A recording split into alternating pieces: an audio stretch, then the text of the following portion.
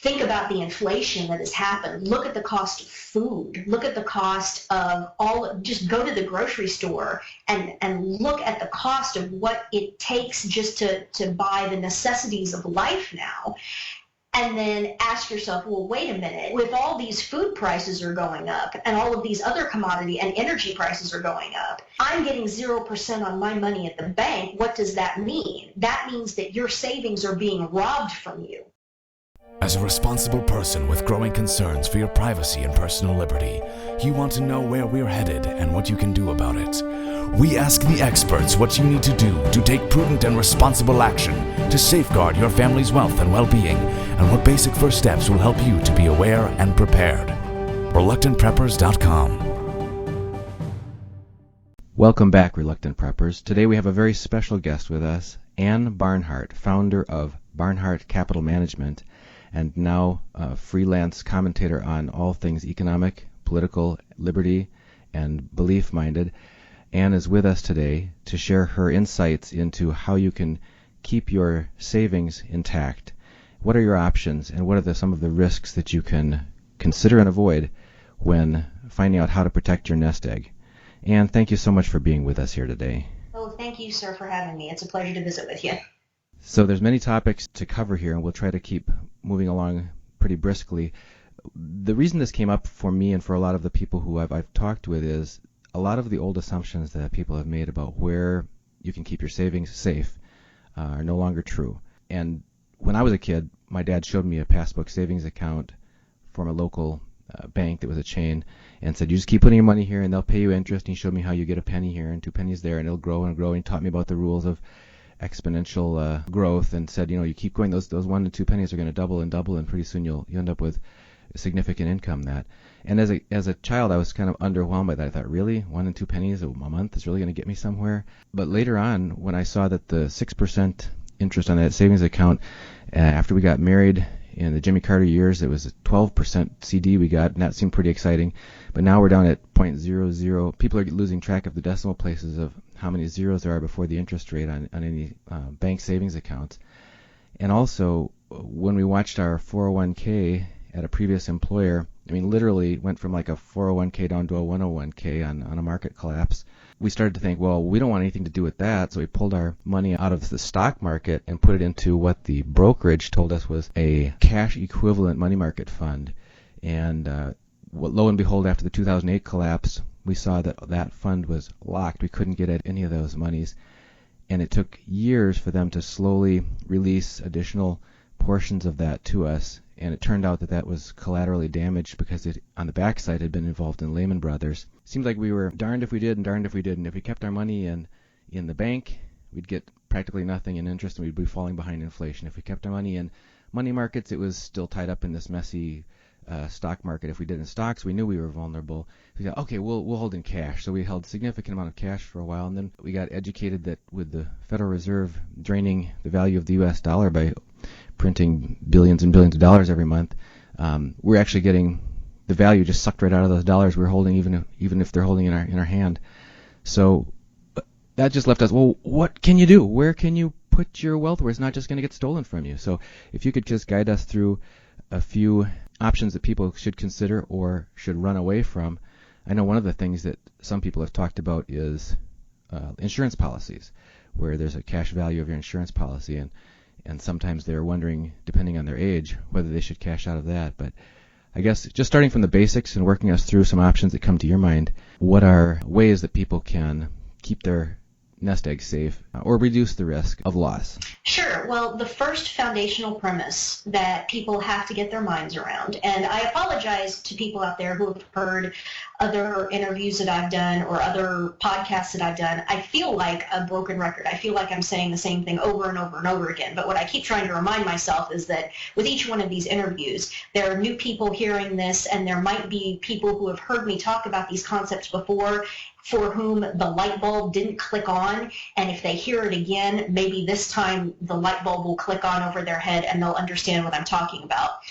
The core foundational premise in all of this, and the way you judge any sort of an asset in today's environment, is simply this.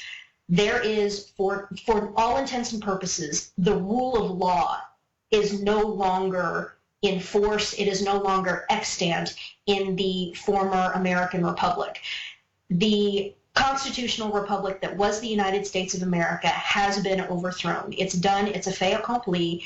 The United States is now being ruled by a tyranny of a micro-oligarchy, and there's one set of rules for them, which is basically they do whatever they want. The Constitution be damned, the rule of law be damned, the federal statutes be damned. They can do anything they want. And then normal people, which is basically everybody else, which they are attempting to form into one massive underclass. They are attempting to completely destroy the entire concept of the middle class and just have one ginormous underclass that is under their jackboot. And obviously that is well on the way to happening. Look at the employment figures. Look at what Obamacare is doing to the economy. Look at what inflation is doing to people, et cetera, et cetera. This is clearly well on the path to a near perfect execution with basically no pushback at all. There is no rule of law. And so what that means is, in terms of financial products, banking, savings, et cetera, these people can steal money on a whim, and there is no one to turn to. You have no recourse because the people who are doing the theft are members of the oligarchy. So normally in a normal, healthy society, the rule of law is embodied in the government. That is why the government exists, so that people have recourse, someone they can turn to when some injustice or theft is done, and the government is then charged with enforcing the rule of law equally, equal protection under the law. Obviously, that no longer exists. I personally, the reason why I'm kind of the for lack of a better word, the cheerleader for getting this concept out there is, of course, MF Global, John Corzine stealing $1.6 billion of customer segregated funds from a brokerage firm. This money was supposed to be completely safe, completely sacrosanct, and nothing happened. Nothing happened to this man. There was no rule of law. There was nowhere that the customers could turn to. They had their money stolen. They were locked out of their positions for over a week. They couldn't even liquidate their positions. After having all their money stolen, they couldn't even get out of the positions that they were in. So some incurred even greater losses if the market moved against them for over a week. That was the watershed event. That event has and will go down in history. And as time moves forward and people are able to digest what's happened in this overthrow of the United States and this collapse of the United States, the MF Global theft will absolutely be a linchpin watershed event that is referenced, because it indicated that members of this micro-oligarchy, of which John Corzine was obviously a member and continues to be because there's been no law enforcement, these people are allowed to do absolutely anything they want. They can steal any amount of money, and there will be no legal recourse. Your money is not safe. And so the funny little mantra that I use and I tell people, and I've used for years, is if you can't roll around naked on top of something whilst holding your assault rifle to physically defend it, you really don't own it. This goes for all monies that are held in bank accounts, brokerage accounts, insurance policies, just et cetera, money market accounts, just Social Security, anything that you do not have, that you cannot hold physically in your hand, stand in front of with a firearm and physically defend, you have to be working under the assumption that this can be stolen from you at any moment. And so what we've learned over the last several years is that indeed the entire economy is a giant bubble and a joke. The stock market is a giant bubble and a joke. The only reason the Dow is where it is because the Federal Reserve is printing at minimum. This is the quantity that they confess to. They confess to printing and pumping directly into the stock market at least $85 billion with a B, $85 billion per month. That is issuing debt. The debt gets pumped into the banks then turn around and they are pumping that money into the equities market. That is the only reason why the Dow is where it is. People have learned the lesson.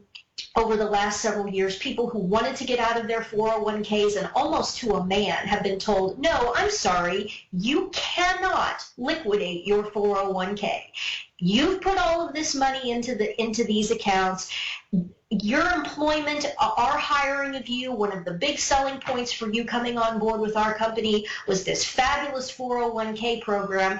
But now that you want to actually liquidate that and take your money that was part of your compensation package for your time and your labor in working for this company, no, I'm sorry, you can't have that. And depending on how old you are, the line is that you will not be able to have access to that money for decades hence.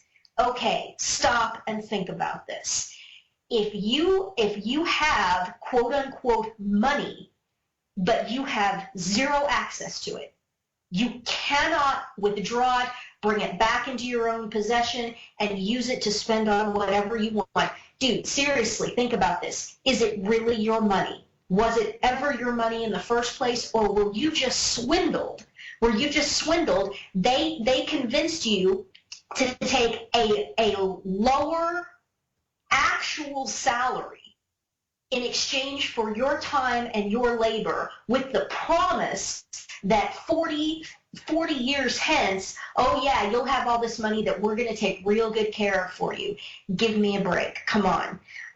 So, that's one of the big questions that I get from people is, oh, the 401k. Well, lesson learned, kids, lesson learned. If you don't have access to that money, then it was never yours. One other point I'd like to make about 401ks is that as the owner of Barnhardt Capital Management, I was able to set up for myself a 401k program, which I contributed to for years. And of course, I was the administrator of that program. When I wanted to liquidate my 401k, since I was the plan administrator, all I had to do was sign 2 documents. It was 2 signatures. That's how easy it is in reality for a 401k plan to be liquidated. The reason why your employers won't do this and tell you, oh no, this is all completely impossible, is because they don't want the Ponzi scheme to collapse. And so when they come to you and they tell you that, oh, we're sorry, but it's just absolutely impossible for us to allow you to liquidate out of that account, that's not true. All it takes is for someone to sign on the dotted line. But when we're talking about these massive corporations with these enormous, some of them have billions of dollars in 401k holdings in the quote-unquote names of their employees, they have this massive incentive on the other side to not allow people out of that. But when they tell you it's impossible, understand that's not true. It's not impossible. It's just that they don't want to do it. They don't want to turn loose of that money. And they don't want to turn loose of whatever income it is that they are personally generating off of, you having that money in that 401k plan. So understand that. So obviously in terms of 401ks, you stop contributing. I mean, you stop contributing right now. You do whatever you can to get as much of that money out of there as you can. Some companies have loans that people can take out against 401ks. If that's the best you can do, then that's the best you can do. It's better than nothing. What else did you bring up? Interest, and putting money into CDs and other interest-bearing accounts and watching it just all sit there and languish and die and be consumed by inflation. Well, certainly, I mean, you look at interest rates, the T-bill rate effectively went to 0. I mean, it plummeted in 2008. It went from being in the 5s for 90-day T-bills. It plummeted all the way down into the 1s, and then when Obama overthrew the government and was installed in January of 2009, the 90-day T-bill rate dropped almost immediately to 0. And so you have, in effect, a 0 interest rate. But then think about what has happened in terms of real commodity prices. think about the inflation that has happened. Look at the cost of food. Look at the cost of just go to the grocery store and look at the cost of what it takes just to buy the necessities of life now. And then ask yourself, well, wait a minute. With all these food prices are going up and all of these other commodity and energy prices are going up, I'm getting 0% on my money at the bank. What does that mean? That means that your savings are being robbed from you because there is real inflation.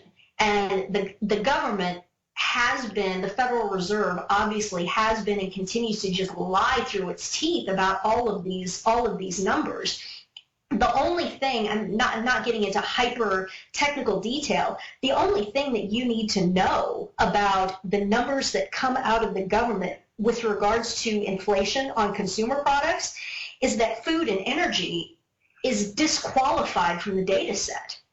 I mean, that right there tells you everything that you need to know. So, granted, maybe the price of tea cozies in a junk shop somewhere are relatively stable, but the price of food is going through the roof. Well, the price of food or the price of electricity, that does not even go into the calculation. So that right there tells you, without knowing anything else and not needing to be any sort of an expert on economics, that fact tells you that the entire thing is a fraud and a con and a lie.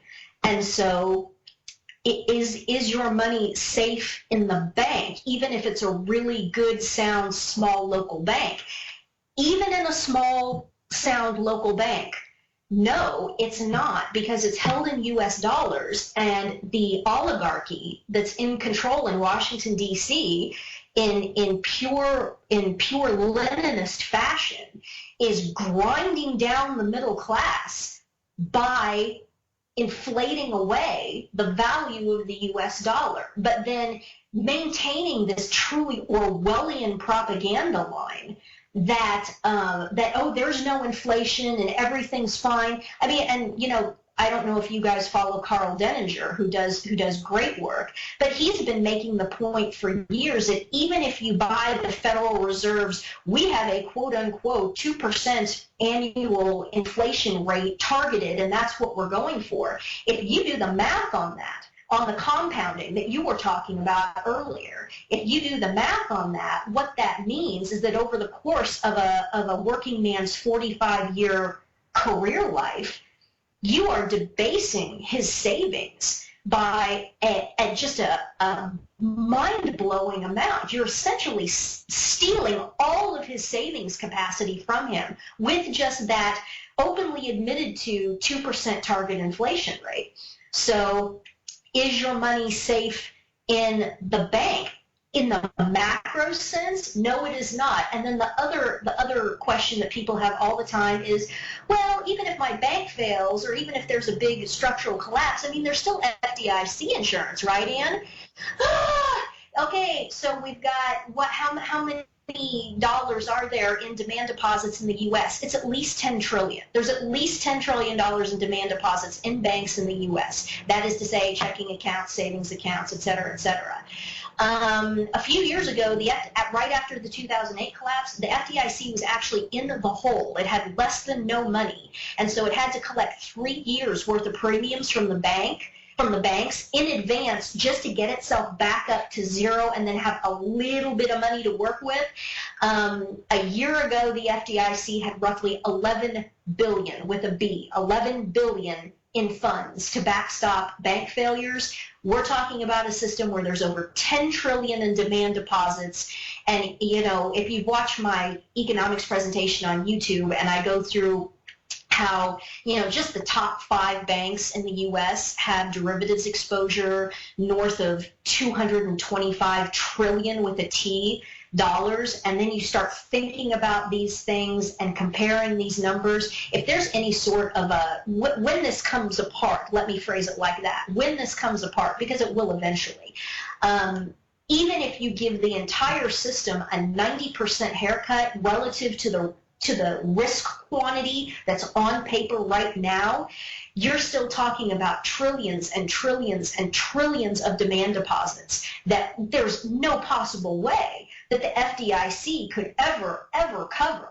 And so the only thing that could be done at that point is for the government to print trillions and trillions and trillions of dollars, which of course has the consequence of further debasing the currency, further driving up the prices of all of these real commodities, and just destroying your life. So yeah, essentially that's taking the money away from the people who have savings and giving it to those who supposedly were injured by these bank failures. So everybody ends up poorer that way. Of course, absolutely. So the analogy that you have to make in terms of the FDIC is that A, it worked when you had a functioning government with a rule of law that wasn't just pathologically evil and actively looking to destroy the middle class and the economy of the United States. And B, any sort of a quote-unquote insurance program like the FDIC is analogous to the fire department. The fire department works great when one house catches on fire, and they can rush to that house and put the fire out at that one house. If the entire city catches on fire at the same time, then you know what? The fire department is powerless to do anything except stand and watch it burn with everybody else, because there simply isn't enough capacity in the fire department to go and put out an entire city burning to the ground at the same time. That's the situation with the FDIC. And lastly, the last point you brought up was in terms of insurance policies. It's kind of the same. It's the same idea. You're assuming that there's a rule of law. You're assuming that this economic paradigm is going to continue to persist in this mathematically impossible paradigm that it is now in. Understand that the insurance companies are one of the biggest players in these derivatives markets. They are the ones who are trading credit default swaps. They are the ones who are trading repos and reverse repos and all of these derivatives of derivatives of derivatives of derivatives. Who is buying up and trading these derivatives of, say, for example, European sovereign debt paper? It's insurance companies, because the way insurance companies make their money is that they're sitting on the premium base that they collect from people for these insurance policies. They take that money, and what they did previously is they invested it in all of these various interest-bearing products, which before could have been relatively low-risk paper, for example, like U.S. Treasury paper, which was considered the safest paper in the world. It was as close to zero risk as you could get. Okay, as soon as the Obama usurpation and installation takes place in 2009, the interest rate is synthetically, forcibly suppressed all the way down to zero. Insurance companies and other entities like brokerage firms like MF Global, who were using the interest markets in order to generate their income, that all disappeared because now interest rates are at zero. So what they had to do, and I put the word had in quotes, nobody has to do any of this, but what they had to do in order to replace the lost interest income from the loss of the U.S. paper market and just the general interest rate market in general, is that they had to start going into ever more riskier derivative products. And so they'd start making derivatives of, let's say, for example, Spanish sovereign debt. Okay, then all of the margin was driven out of that. So then someone else would go in and make a derivative of the Spanish sovereign debt market.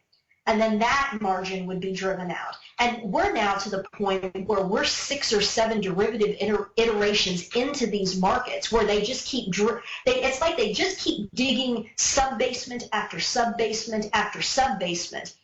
And eventually, and what you realize then is when you're now 6 or 7 sub-basements deep under a structure, there's nothing solid underneath the structure itself. It's all been hollowed out and tunneled out by these derivatives markets. That's what these insurance companies are trading. So let's say you're 50 years old and you've got some life insurance policy that you've been paying into. Let's say it's a $500,000 life insurance policy. It has a liquidation value right now of, let's call it $70,000 or something like that. you're 50 years old. Odds are that if you don't die in this counter-revolutionary world war that's going to happen, if you don't die in that, if you live to natural old age, you've got another, 25, 35 years in front of you before this life insurance policy would ever presumably pay out. Do you honestly think that the insurance company is still going to be around? Do you think that there's going to be a rule of law to enforce all of this? If I was in that position, I would say cash out of that insurance policy, pay off whatever debt that you have, get as completely detached from this bubble, this horrific bubble of a system, and get that money out now, because the assumption that that the insurance company is even going to exist and that you're going to be able to collect on any of that is specious at best.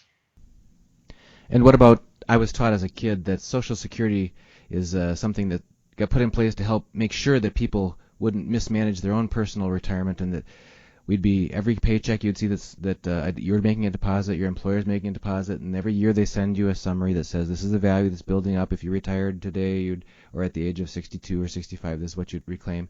And then we've been hearing that those funds have been mismanaged by the government after all, and they aren't there. Is this another example of you thought you put your money somewhere safe and it got robbed out the back door? Well, of course. And, there's a certain point where the people themselves are responsible for this. Anybody with a brain in their head should have known from the very beginning that Social Security, Medicare, all of these other programs, that these were Ponzi schemes. These were just flat-out Ponzi schemes, put in place by Marxists like FDR. Voted in happily by the first generation of people who, as with any Ponzi scheme, the first generation in, those are the only people who actually benefit from it, because they get payout on it without ever having to pay anything into it. And this is actually a criticism, and this is very politically incorrect to do, but this is a criticism of the so-called greatest generation, the World War II generation. The World War II generation, for all of the sacrifices that they did in fact make in the Second World War, those are the people, and let's be honest, also World War I veterans as well, those are the people who installed this Ponzi scheme, and they were the ones who reaped the benefit of it, because they got the payout on it in their old age, and they had never paid into it in their youth. Textbook Ponzi scheme. Yes, Social Security is a complete scam, a complete fraud. And again, at some point, people have to take personal responsibility for this. It has been clear for many decades that the people who are populating the government, most especially the upper echelons of the federal government in the United States, are by and large a cadre of psychopaths and whores. And so if you willingly have turned your savings over to these people, if you have willingly bought into this line that a cadre of psychopaths and whores, many of whom do not have the brains God gave a goldfish and couldn't think their way out of a wet paper sack, if you voluntarily allow your wage to be confiscated and turned over to these people under the premise that they know best and they can manage my life and my retirement and my savings better than I can, there's a certain point where, you know what, you deserve what you get. You will reap what you have sown. And turning your life over to these people who it's very, very clear, and like I said, it's been clear for decades, these people are not right. These are not good people. These people do not have the best interests of the people that they are allegedly representing in mind. These people are in government to personally enrich themselves and to satisfy their personal lust for power over other human beings. You people have voluntarily cooperated in this. And so now Social Security, in order to be psychologically healthy and not be just utterly consumed with rage, my advice to people, and this also goes to some extent for 401k accounts that you simply cannot get your hands on. Psychologically, you just need to come to grips with the fact that that money was stolen from you. It was never yours. You never had it to begin with. It's all a lie. You fell for a con. You allowed to perpetuate these Ponzi schemes and these cons. and just write it off, you're not going to get it. You're not going to get it. And furthermore, as long as your primary or sole source of family income is from a W-2 type job, then it's going to continue to be, what does it total up to between employer's share, employee's share, and Medicare? It's up like over 16, 17, 18% of your pay that's going off into that direction, never to be seen again. Yeah, I mean, you can't get away from it if you're, like you said, if you're still in a W-2 type of a position. The one thing you can do in terms of the income tax is you can kick up your, you can maximize the number of dependents, which means reducing your withholding to zero or almost zero, and then not file. And you know my position. I declared a tax strike years ago. I formally declared a tax strike after MF Global, because at that point it was just, between MF Global and then right fast on the heels of MF Global is when the Obamacare mandate, they started explicitly telling people that you will be paying for abortions through Obamacare. They weren't even trying to be coy about it anymore. You will pay a $1 a month surcharge on your insurance policy, which is mandatory that you purchase. And every person who has an insurance policy in the United States, which everyone must as a consequence of their waking up breathing, it will pay for abortion. So I had two events in close succession, MF Global and then this business about paying for abortions. At that point, it became crystal clear to me that I could no longer in good conscience pay into this. Now, granted, I was self-employed, so that opened up, it made it a lot easier for me. But the only way this works is if this is coupled with a strike and people just stop filing. Force them to come after everyone, or at least millions and millions and millions of people. I mean, this business of just standing by and watching, and even in a sense cooperating with this, to my mind, it's just morally untenable. It's morally unjustifiable. It's clear what the situation is. It's clear that the U.S. has been overthrown. It's clear that this regime is just overtly satanic. And I know it's scary and it's intimidating, but, again, we've brought this on ourselves. So you can't expect that you're going to get out of this without feeling some pain and exposing yourself to potential pain. The only thing I can say is having faith in God really, really helps all of that. But that's probably a conversation for another episode. So we've been down a long road here in terms of stocks have inherent volatility and risk that most people are aware of that. We talked about bonds having gone to pretty much zero yield, so people have looked into money markets, which have gone to zero yield, savings accounts, which not only are close to zero yield, but they have multiple kinds of risk because the dollars that are just sitting there are being inflated away. It's actually like somebody vacuuming the value out of your savings account while your back is turned. Even though the numbers stay the same, the value is going out. And also, if the bank were to fail, the FDIC, as you said, doesn't have enough backing to be able to bail out, to really stand behind it. And then you've talked about insurance being leveraged through these derivatives and the backside of them trying to make their money, facing some of the same low interest challenges that other people have become hugely riskful. So let's see, what else is there? Oh, the new kid on the block, Bitcoin. What do you think of that as people see the future?